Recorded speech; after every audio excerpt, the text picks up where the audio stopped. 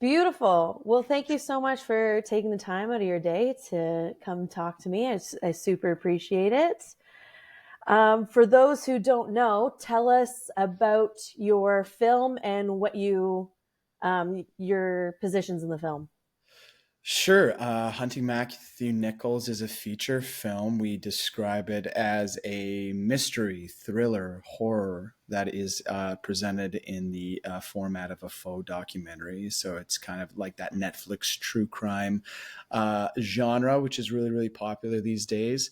And we've kind of twisted it on its head a little bit and hopefully made it a thrilling ride for audiences. And my name is Markian Tarasiuk, and I'm the director of the film, as well as a producer. And who are you, Sean? I am Sean Harris Oliver, and I am the screenwriter and producer on the film as well. Amazing. And how did you get this idea to create this film? How did the idea come to be? Basically, years ago, 4 years ago, I think the genesis of this film was I've been a horror fan for my whole life, and wanted to kind of get into the space as a director and start creating and collaborating with my favorite people, which includes Sean here. And I was watching a documentary years ago, and it was on Netflix. It was a true crime doc that was pretty wild and just pretty insane. And I was watching it, being like, okay, like this is crazy. And so, like everybody, I started Googling the case, and discovered soon after that a lot of the interviewees in this documentary came out against the film, saying that they were taken out of context, they were edited, their words were misconstrued, and the narrative that the documentarians were presenting was really, really false. At the end of the day, it was based on conspiracies and a lot of things. They just wanted to make this, more entertaining for audiences on Netflix, right? And I was like, this is really interesting, because if I didn't look this up, I would have taken this at face value because it was so well presented and convincing, that I wouldn't have known any better as an audience member. And so I was like, okay, what if we created a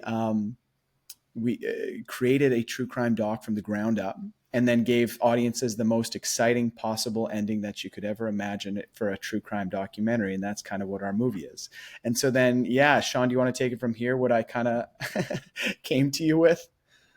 Yeah, so Markian had basically the building blocks for this story and the format that it wanted to be in, like really bending true crime on its head and creating a narrative from the ground up. And so I really viewed it as a detective story. It's really about a young woman that is trying to solve a mystery or a crime. And although people say, okay, it's like a thriller or a horror, or I really view it as really just a sort of classic character-driven detective drama. And that's the way that I approach the story. Yeah. And Sean, I kind of, yeah, gave him those points, and he did such a wonderful job of crafting a really, really engaging script, and it's not an easy task what he did, at all, because it's quite a complex web that you have to create when you're doing these true crime docs. It's not a traditional script, it's not a traditional story, and there's so many details that need to be worked out. So yeah, it took us years of development. Yeah, no kidding. How long was the writing process? Yeah, as Markin says, it took several years. Like we initially had the concept, and I wound up initially writing sort of a scriptment. It was like the the narrative should follow these bullet points, but I didn't write a traditional script because we knew that we wanted to have quite a bit of availability for improv, like to allow actors to be as authentic as they possibly could be and allow the words to sort of jump off the page and let them sort of manipulate the words to make it feel natural. But as we were pitching the project, executives basically came back to us and said, you need to write a traditional script. And so we had to go back and do all that work. But it was actually to the benefit of the project because we really thought through every element of the story. And what's interesting about detective narratives is that you have to spend so much time building the lore and the backstory about it. It's like the initial crime needs to be really thought through in order to have a jumping off point. So it was good that we had all that time to really think through all of the elements and sort of build into the mystery of what's going on Vancouver Island, which is people go missing on that island quite a bit, like way above the national average for Canada. Like if you just do a basic Google search of missing people on Vancouver Island, it's like it's an inordinate amount of people. So sort of playing into that lore as well. Yeah. And I think too with like what Sean just said, just to piggyback on that, like the intricacies of like when you were explaining a crime, you know, and you watch these crimes, you know, play out, say in just any Netflix true crime doc, they go almost minute by minute, right? Because that's what the cops have done is created the case and walked through. And so that's what Sean and I had to do is from thin air create what this mystery was minute by minute. So the authenticity of what we were presenting to the audience feels like a Netflix true crime, or it feels like a real crime or a missing persons case. Because if you broad stroke it, that's just going to be false because, you know, people will sniff that out right away. You can't broad stroke that. You have to get into the details of this stuff and make sure that we as filmmakers were clear of exactly how this happened on the night that the boys went missing, and then the subsequent years later, and like what are the details and what does every character what's their opinion and where were they, right? So it's like not only is it what happened to the boys, what was everybody else's opinion, what were they doing, and what happened after from every angle. So that's the web I think we're talking about here. Amazing. And I love that you said that you wanted to make it feel like a real true crime documentary and that you watched the previous documentary and you were questioning whether it was real because you watch this and the characters they're very real people and the documentary seems very real. So well done on that because I think it was incredible to watch. It was very amazing. Sean, this question is more for you. How do you overcome writer's block? You know, it's a good question. It's really a matter I find of dedication. It's like you have to get up and just get to the computer and start writing something, whether it's on the computer directly or whether it's taking a notebook and just physically writing out ideas to start the mechanism from turning, like just to get through the process. I have this book that I really love. It's a Hemingway book, but he sort of describes his own process within the narrative, and the character within the story gets up and he's got four pencils, and he basically writes every day until all four pencils go, you know, numb, like they're sharpened and then they're dull, and he will go every day until all four pencils are dull, and then that's it. That's the end of his day, and basically it takes him to lunch, and I think that that's a lot how my process works. Like Markian knows, like I'm up at the crack of the dawn, and I just and I get to a point where I go, okay, that's all I got in me today. That's it, and I have to go away. But it really is consistency and just perseverance. Because yeah, there are so many times where you sit and you just stare at the screen and you go, I don't know what to do today, and you have to pick up that pencil and you just have to start writing something. Yeah. Nice. That's awesome. What is the biggest thing that each of you learned from creating this project? Your biggest takeaway? I mean, like Sean, like 1,000 takeaways, you know. Yeah, so many. I mean, for me, you know, and Sean will probably have a different answer, or maybe not. It's like Sean and I have been involved with creative processes for like, you know, for me a decade, and you know, went to theater school. Like I've been doing this since I was 14, creating stories and you know, from theater to film to, you know, I've dabbled in marketing, which is also a form of storytelling. So to me, honestly, like the easiest part about this, or the most enjoyable part, was the part I think we're great at, which is like that creative process. And, you know, people say, you know, this was my directorial debut. So a lot of people have questions about like, oh my gosh, like Markian directing. And I was just like, I don't know. It came pretty naturally to me. I think that's a little cocky or confident to say, but it was just, that's what I'm used to. And that's what I do. You know, in a lot of ways based on my experience. And same with creating with Sean. We've created scripts before and stories and plays, and, you know, so that isn't really part of the equation to me. The biggest learning curve has been the business side of it, because we are producers on this film. Um, we did it independently, and financed it independently, and that was a huge curve, because you have to deal with lawyers and business people and managers and agents, and then contracts and all that stuff, and then now we're dealing with distributors and sales agents. Like, that was totally uncharted territory, or is, for me. So learning all of that has been like speed running film school 101. Or like, I don't even think you can learn this stuff at film school, to be honest.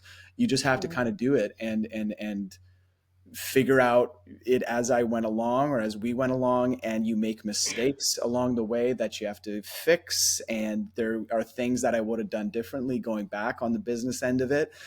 So that's been the biggest learning curve for me. Yeah, I think for me, it's sort of jumping off what Markian is suggesting here, which is the and what I find so exciting about film is the level of creative collaboration, not only with the artists that are involved, but people that are outside of that specific creative process, whether it's, people helping you set up the business plan, or, friends and family that are helping support you to get the movie off the ground, or speaking with people like you, Allison. The web is so wide in film. And again, Mark had mentioned that we both come from a theater background, which is a very collaborative process as well. But the level in film is just so much more expansive, and it's so exciting. You really realize why film is sort of like the penultimate art form, because you're working with everybody. You're working with composers and sound designers and actors and crew members that are helping to establish, whether it's the lighting or the production design. And I just find it tremendously fulfilling, because it's basically gathering all your friends together and saying, okay, we're going to do this thing, and it's going to be fun. It's going to be fun. And then hopefully by the end, when people watch Hunting Matthew Nichols, they get to the end and go, well, I I saw that how much care and attention went into the project, but also, wow, this is a lot of fun. You hope that you have that impact on people. Yeah. I think with this, it's like with a theater, show these days, it's all small casts, and it's a race to the bottom. So sometimes you're only collaborating with up to 10 to 20 people, like at the end of the day, unless you're doing like a bigger production. And I think I could name about over 100 people who've touched this project right now. So, and more people continue to come on board, or to see it, or so yeah, like Sean's right, of just like it's a huge undertaking. It's not for the faint of heart. So I understand why people tell you never to make indie movies. That's hilarious. What was a hurdle that you had to overcome during the production process, or something that you had to pivot? Hmm. I mean, like there seems to be hurdles at every point, right, Sean? Like there's something you have to overcome at every time of it, and it just, to me, it shifts and changes, because like first it's the development, and then the pitching and creating the project is a hurdle itself, and then the next is the money hurdle, and then the next is the production hurdle, where you have to hire everybody. And I don't know, what would you say is the biggest one, though, Sean, like that? I mean, the thing that I like, if I think of a specific example, was the night we shot the scene in the cabin with you and Miranda. And I think that was like one of our close to last days, and we were all fried. Like, we Yeah. had been up all night, because again, you're out there and it's nighttime and you're doing night shoots, and we're burning time. And Miranda, who's such a trooper and so just engaged and staying with it, and Markian, who is in the scene but then needs to step out as the director to watch what's going on, and the amount of just mental energy that was happening in that entire sequence of events. Like, in the scene, when people watch it, Markian and Miranda look like out of their minds, and it's because I felt like we were all We were. out of our minds. We were losing it. And I don't know. I could, the stories that came from that evening and that crazy set of circumstances. are infused within the cabin scene. It is just, it was bonkers shooting it, and it's bonkers when you see it on film. Yeah, I think the energy of that definitely reflects the energy of the shoot at that point. So it was, it was funny because it was like it was easier and hard. It was easier and harder to act that last sequence because I think I just had to give into like my mental friedness and but that and exhaustion, but that also can be reflected into that scene. So I kind of just used my exhaustion as a point of emotional reference at that point of just letting it all out because I wanted to scream anyway. So I think for me actually, like I was just over here thinking about it, I think for me like the biggest hurdle um it came in the editing when it was the first 20 to 25 minutes of the movie was it was there on paper. Sean did a great job, but when you're presenting it in an editing bay or like on screen, um, it shifted and changed because you have to present that in the most exciting way possible. And that continues to be our kind of like, focal point, I think, going forward here with the movie is that first 25 minutes. And it's such a puzzle. There's so much B-roll. There's so much home videos. There's so much interviews. There was so much we could pull from and deciding what makes it into the movie and in what order and how fast we want to move or slow at certain points. And like, I think we could look at our timeline from the editing perspective and you'll see 1,000 cuts within that first 20 minutes. And it's not traditional, right? So I think as a director, that was my biggest hurdle. And we made a proof of concept 2 years prior to kind of flesh out, which I shot the first 20 pages of the movie years ago. And that took me, because I edited that took me almost 3 months to edit just the first 20 minutes because I was doing so much shifting and changing and rearranging and figuring out what the pacing, what the tone wants to be in the movement. And so I think doing that proof of concept was such a help because it got us, kicked off into our actual shoot. But even from that, it shifted and changed so much. It's like it was such a puzzle. So that getting over that hurdle of the first 20 minutes, and I explained to my editor, I said, this is going to be the hardest part of the movie, but we have to nail it and it has to be precise. So that was my, I think, biggest challenge in this movie. Amazing. And with directing, this is your directorial debut, you said, and acting in it as well. Did you find that challenging, or were you able to wear both hats pretty naturally? How did that work out for you? I think it was challenging. There's moments where I really, really wish, when I could just step back and watch, you know, so it was challenging because it was like double duty at a lot of the time that I like had to separate my director brain from my actor brain and also direct myself, which is tough because it's hard to do that, to have like a third party eye of your own self when you're inside those scenes. So it was kind of like just trusting myself and hoping that what the choices I was making were correct and right.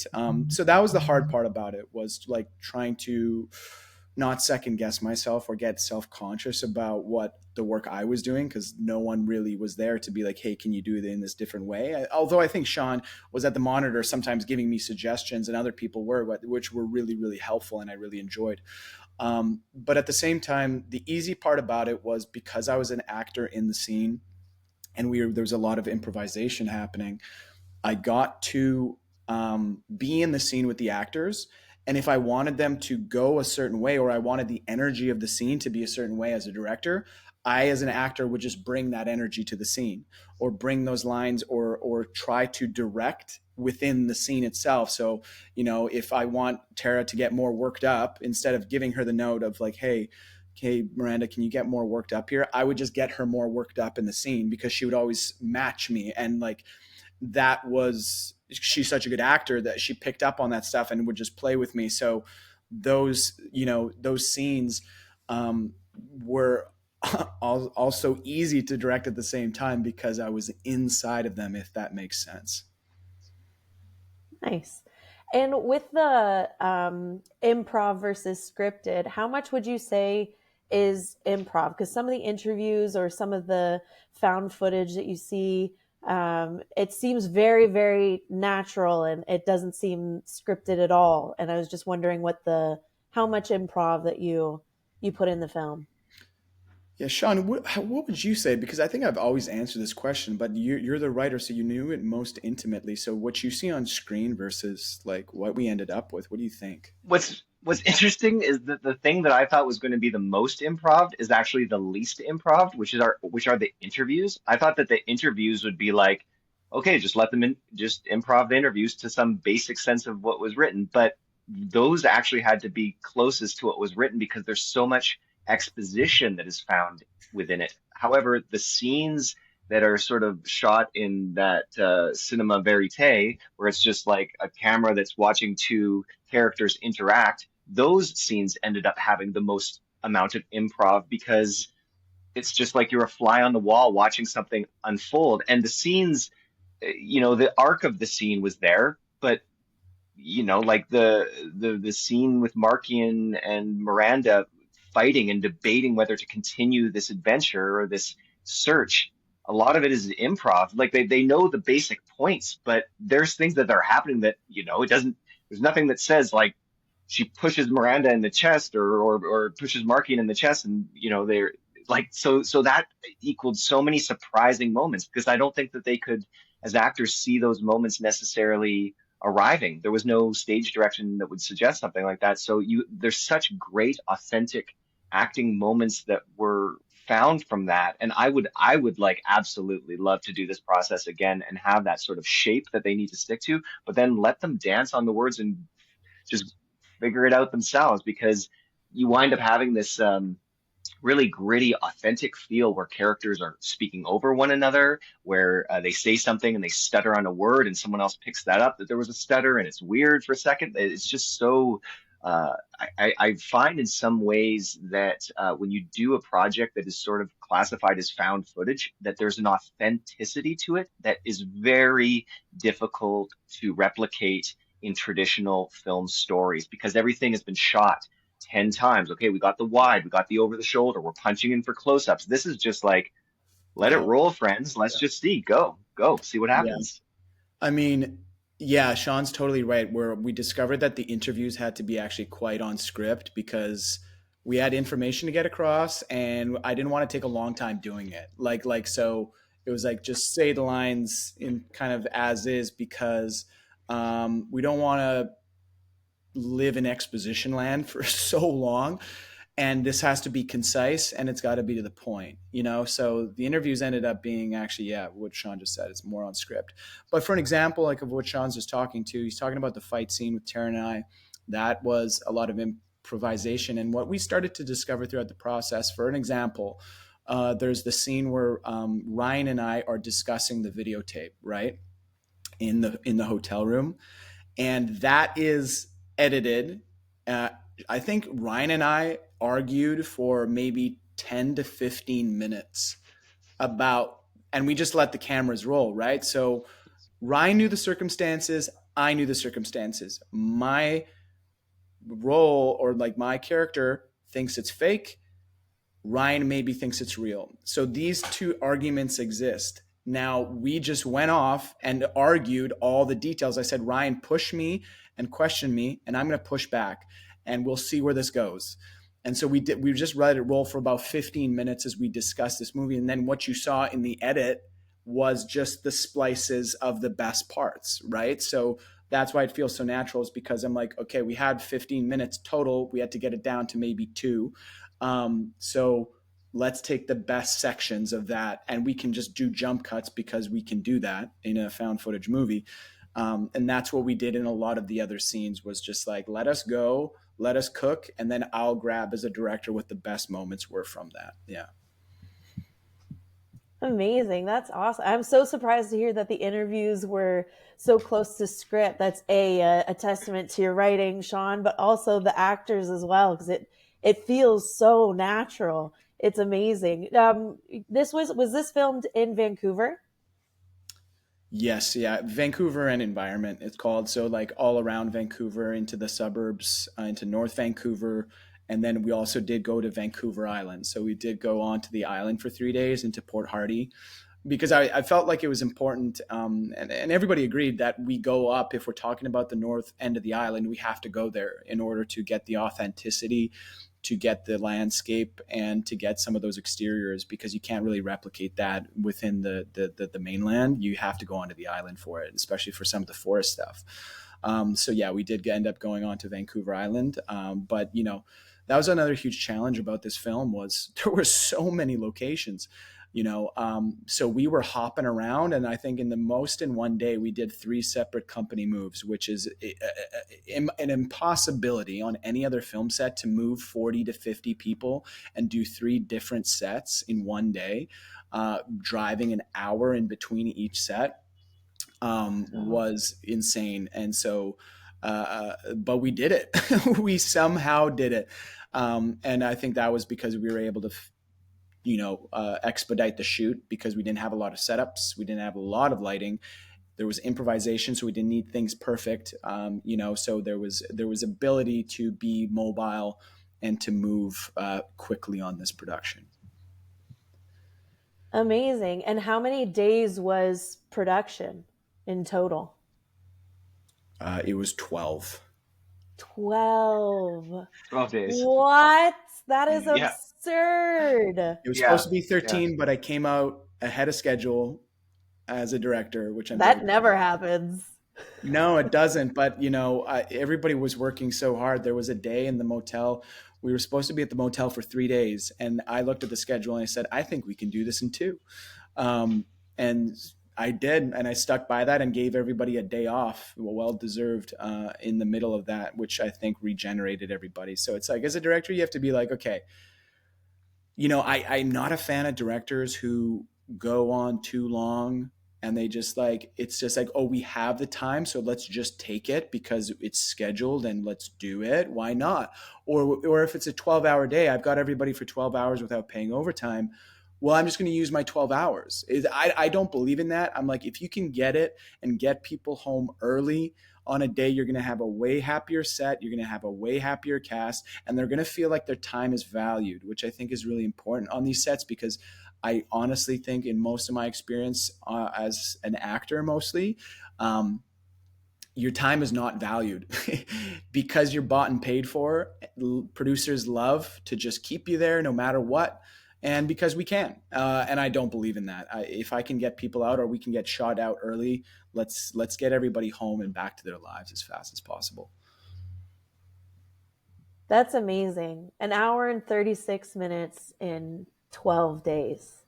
Yeah, That's incredible. it's nuts. It's actually nuts. I don't suggest it. Like, do I wish we had some extra days? For sure. So we could have taken our time a little bit more, and still gotten out people early, but just went a little slower. That would have been nice. But we needed to, for budget constraints and time constraints, to Yeah. get this done as quickly as possible. Amazing. And your casting was done mostly in Vancouver as well then? Yes, everybody in the cast was Vancouver or BC local. Yeah, so either from the island or Amazing. from Vancouver. Awesome. Love it. And for the found footage or the old family footage, did you shoot that, or is that someone's home videos? So it's a hybrid. Um, okay, so again, going back to the proof of concept, this was a test for me to figure out how do we present the older footage. And so I got my entire family library digitized 2 years prior. So a Wow. lot of what you're seeing is actually my home video footage, as me from a kid. And luckily, this is like all kismet stuff. My family did a trip out to Vancouver Island when I was 7 in the year 2000. And Wow. so the home video footage you're seeing, anything of locations, Vancouver Forest, is actually from Vancouver Island in 2000, because it's my footage that my dad shot from that time. Now, I also asked the cast to please provide me with your home video footage, um, that I'm going to reference and need. And so, yeah, about a month or two prior to shooting, I made this request and had to pay for everybody's little VHS or their DV tapes to get digitized. Got those libraries to me. I had hours and hours, probably 20 to 40 hours of my cast's home video footage, my home video footage, and then I had to scrub through it all to see what we have and what we don't before shooting. So then I went through all the footage to see, okay, this is what we got. Now, what are we missing? Right. So then what are we missing becomes what we shot on the shoot. So it's a hybrid. It's like all this actual stuff from the 90s and 2000s. And then we filled in the blanks with stuff that we shot. And we actually got a camera from 2000 because I felt it had to, number one, match and feel authentic. I did not want to downgrade footage. I hate downgrading footage to make it look old and VHS-y, which a lot of films do. And I can sniff it out in a second. I know when something's been downgraded immediately. And so it was important to me. So we actually had to find a VHS camera from 2000, which we did in Winnipeg, where I'm from a friend of a friend, and got that shipped out to Vancouver, did tests on it. And then there was no batteries on this thing because they were fried. So I had to get the batteries shipped in from China for this palm quarter. Then I had to get the cable shipped in because the cable was not working. And then we needed to find the DVs because no one sells those DV tapes anymore. So I had to get those shipped in from China. And then finally got the camera working and in order. So then we shot on an actual palm quarter from 2000, and that's what you see as the home videos from the actual Nichols family. And then we mashed that all together, and that's what you see in the movie. So that's a really long answer, but it was such a complicated process of getting this stuff all together. But I think it helps the movie because it feels like it's from 2000, which a lot of the footage is. And it just adds that level of reality that, again, most, if not all movies do not go to the lengths we went to in order to present that authenticity. And that's why the movie works so well. Absolutely. That's amazing. That is a lot of work. Damn. Oh, yeah. Oh, yeah. Look, trying to get people, I think like with Miranda, I had to talk to her. I had to be like, I need your family home video footage from when you're a kid.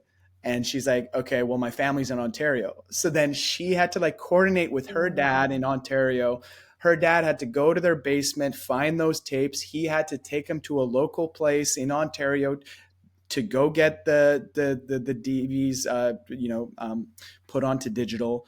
So they're like, I had family members in Ontario getting this stuff for me, and all to be done for, a total of maybe a minute in the movie. So it was just like a massive coordination and like bothering people for like, hey, I still need those home video footage. I still need those photos of you from when you were a kid. Digitized, please. Can you tell your parents to go digitize this, please? So it was just a massive orchestration of effort on this thing to get that. It sort of ties back to that idea, though, of collaboration, right? It's like when you're making a film, there's so much work being done collaboratively to, talking to people's family members to have, can you send some photos of your kid? Sorry, I now have a cat here. Family home videos, the cat, pictures. Yeah, the collaborative aspect of making a movie. Yeah. That's incredible. I love that. That is insane. Was there any point in the process that you were worried that this wouldn't get made? Yeah, every point. Every point. Look, I mean, we started this process in the summer of 2020 was like the first time I talked to Sean about it. And then from that, the development thing, and then we spent years, I think it was a year and a half, sending this out to managers, agents, lit agents, production companies, studios, pitching, this project, and nobody wanted to bite on it because it was so different. It's not traditional.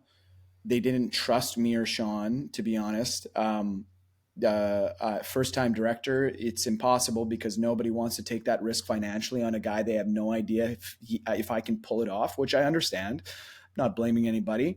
Uh, the whole time I was telling them you're wrong, but they don't care about my opinion. Um, so that was really difficult. And then like we were close to some deals with some production companies, and then they would fall through at the last minute. And then all of a sudden it's like, never mind, guys. Thanks for talking to us for 6 months, but actually we're good. We're going to move on. So then that becomes demoralizing, and you're like, wow, I just wasted 6 months of my life talking to these people who didn't want to actually make the movie at the end of the day. So that stuff is hard. And so Sean and I, when the strike came along, last year in the States, we said, okay, I think this is the time for us to do this, because for a lot of factors, um, actors are available. They want to work, so they'll work for cheap, and which we needed to do.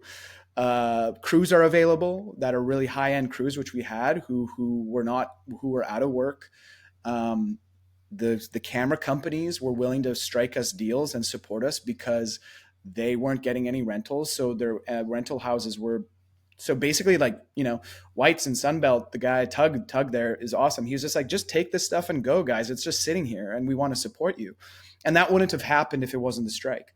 And so all those kind of factors came together last year where we decided we're going to make this ourselves. I'm sick of the studio system. I'm sick of our funding bodies in Canada, and the politics and all the years of development you have to go through with them, and hoops and hurdles. It's a crazy thing. That's a whole nother conversation. And we said we'll do it ourselves, and we did. So, but then getting our own money and our own investors was again a huge a thing to try to overcome. And then the production itself, and then now going forward, finding a distributor and its home of where it wants to go. Does it want to go to theaters? Does it want to go to streaming? Who wants to support this project? That's its own whole other thing. So it's like at every point there are things to deal with. And what was the budget for this project? We're not allowed to say publicly. Okay, that's all right. We'll leave it. One day you'll find out. One day you'll find out. Yeah, no worries. Did you do crowdfunding for it, or is it just from all the producers and executive producers that you have on the project? Yeah, ultimately, we just sort of went to friends and family and sort of presented the story. And Markian had done such a good job putting together a proof of concept and sort of shooting 20 minutes of the film and suggesting this is the thing, this is what we're working on. And I think because Markian and I both had established ourselves as theater producers, we had networks of people that we could go out and ask that were, again, it's just friends and family and people that knew us, and we just cobbled it together from all of these different sources. And then, we had some wonderful executive producers come on board and see what we were doing, and they committed to the project. And it was really just one of those processes of a bunch of different people. It wasn't like one person stepped in and said, here it all is, there you go. It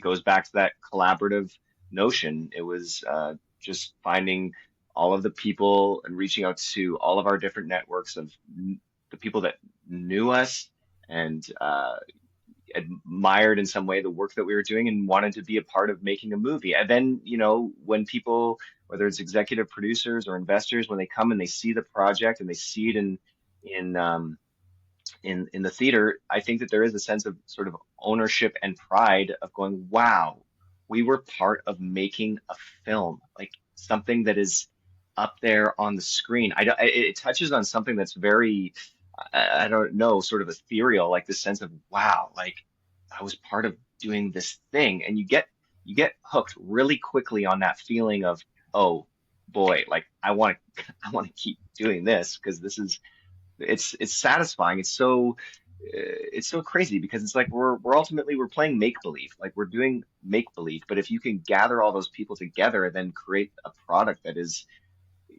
that seems to resonate with people, it's a satisfying and it's an addicting feeling I to be think, able to do that. yeah. And I think a fun fact that added to the stress of this whole thing was, Sean, day one of shooting, we only had half the money in the bank that we needed.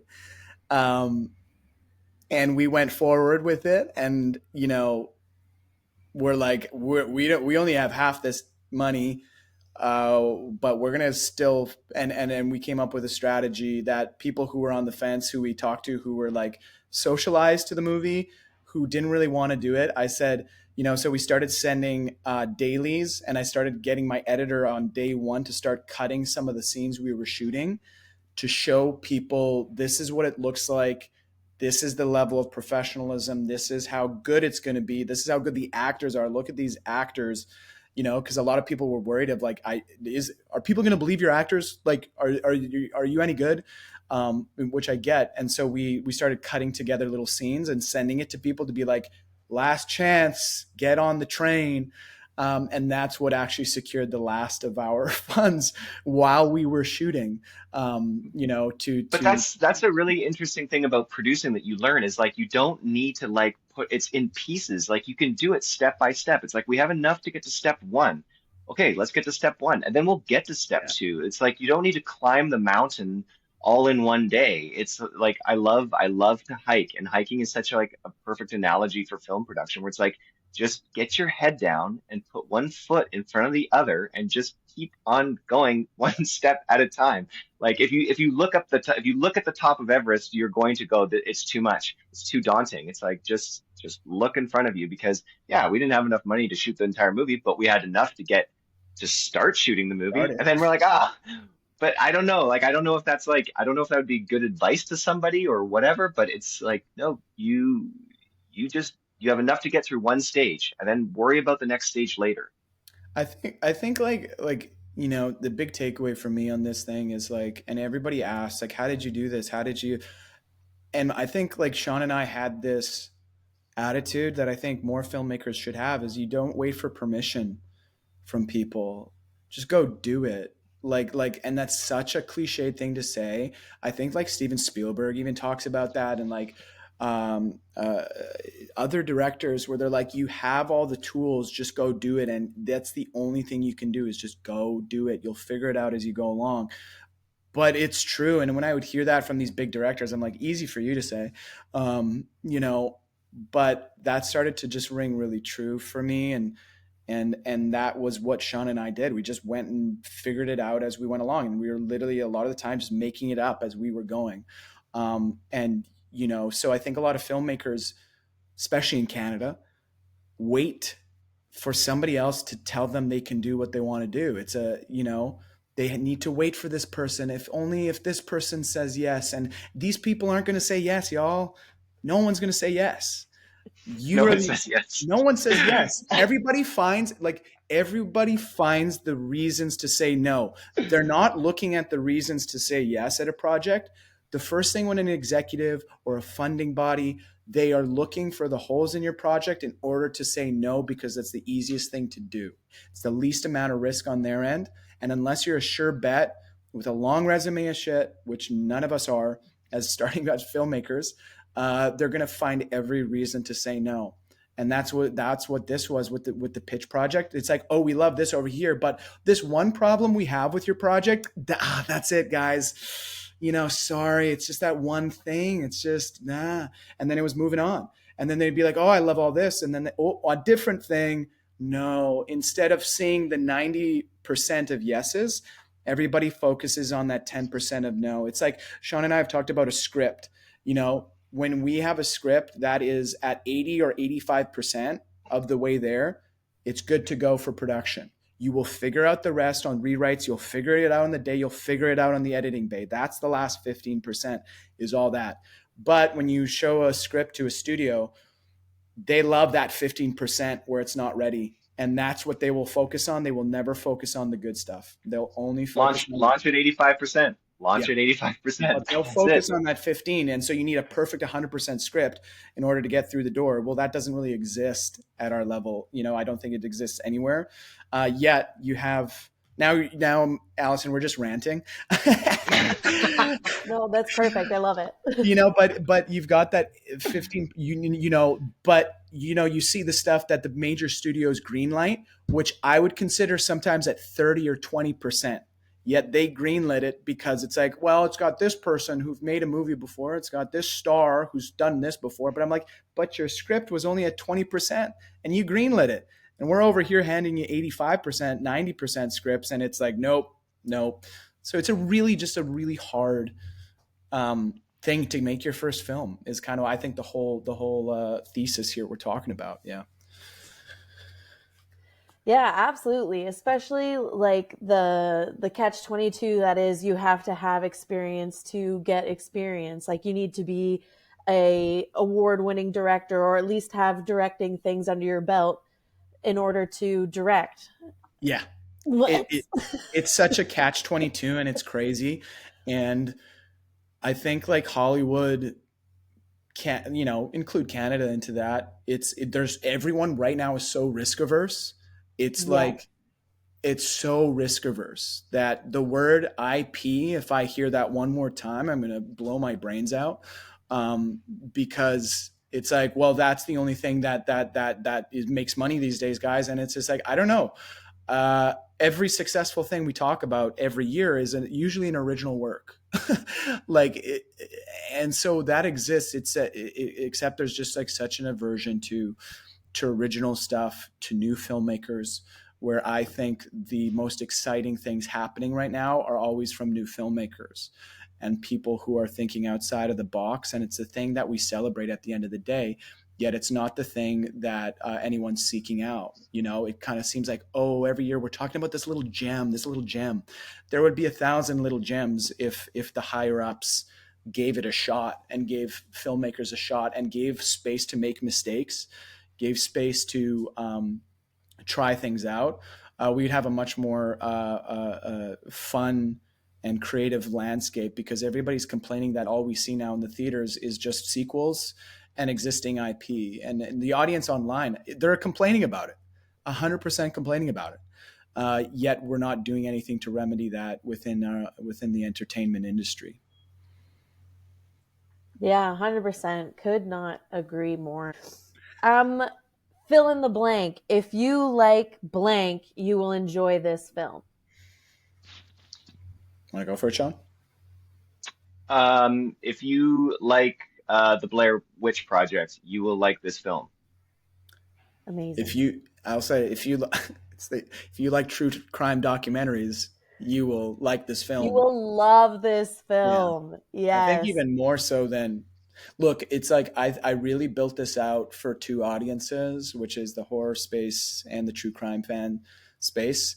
But it seems to me like the people who've appreciated this movie more are true crime documentary buffs. When, those people watch this movie, they have a ball. I think people who love horror have a ball, but I think they have more expectation that I need to spook them off the start. So I think there's like less there's more pressure from the horror community on this movie than there is on the true crime, because the true crime people they get the rules and they recognize the format and enjoy that way of presenting information more than I'd say like a horror fan would. They want to get to the meat of the stuff, while as the true crime docs people love the world building, they love the character development, they love the little mystery, the breaks in the case. That's more exciting for sure.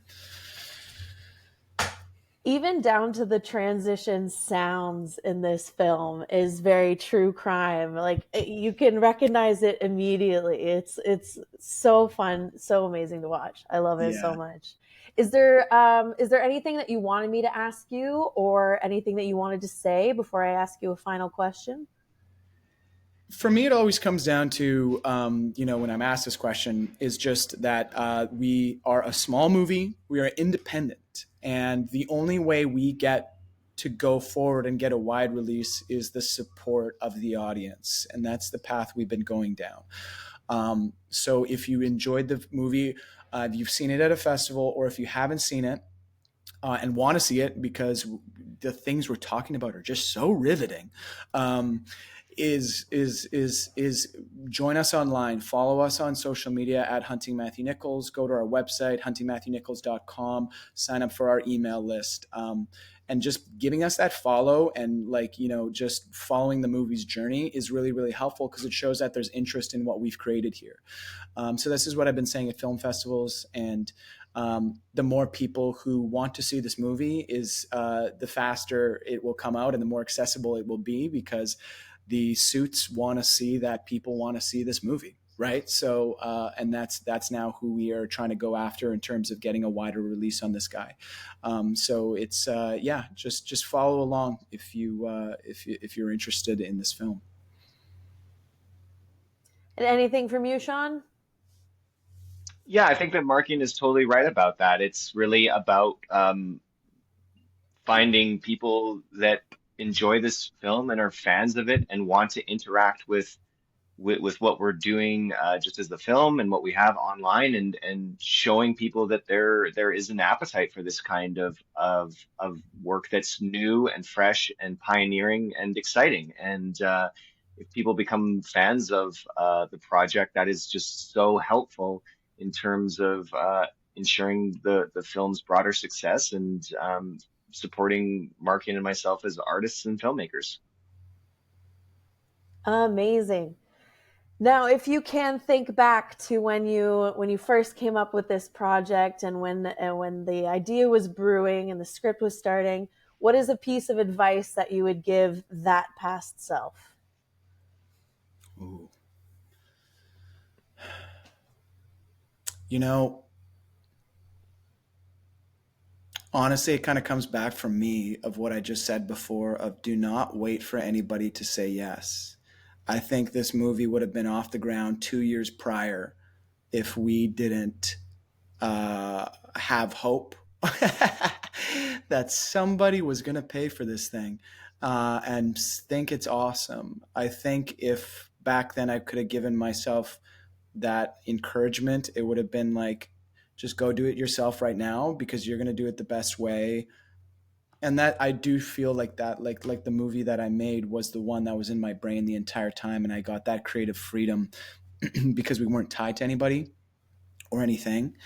And I'm proud of that fact. And I would just say that I would have just given myself the encouragement to go do it myself earlier. Yeah. Nice. In terms of storytelling, I would say be open and accepting of surprises, because there were so many little great moments that weren't written in on the page and that were just discovered through the process, and just editing moments where we didn't know that that was necessarily going to be a scene that fit in a certain location. So I think they say that there's three versions of the movie that are made: the one that's written, the one that's shot, and the one that's edited. And being able to, within all three of those sections, allow to allow yourself to be open to finding little gems of surprise, because they happen in each section. And some of my most favorite moments in the film are just surprise moments that arrived by serendipity. I think Sean and I quote the film all the time. I think Yeah. it's a very quotable film if you do watch it more than once. And it's fun to quote that stuff back, which I'd say it's about 50-50 what we quoted, what Sean wrote and what was improvised. And those surprises, I think, just have brought us so much joy in shooting it and seeing it on screen and then post the movie. So yeah, those surprises and those little moments have meant a lot. Amazing. Well, thank you so much for taking the time to talk to me about your project, and congratulations on making and completing a whole feature film. That is incredible. And it is amazing. It's so good. It was so fun to watch. Thank you So so much. thank you. No, my pleasure.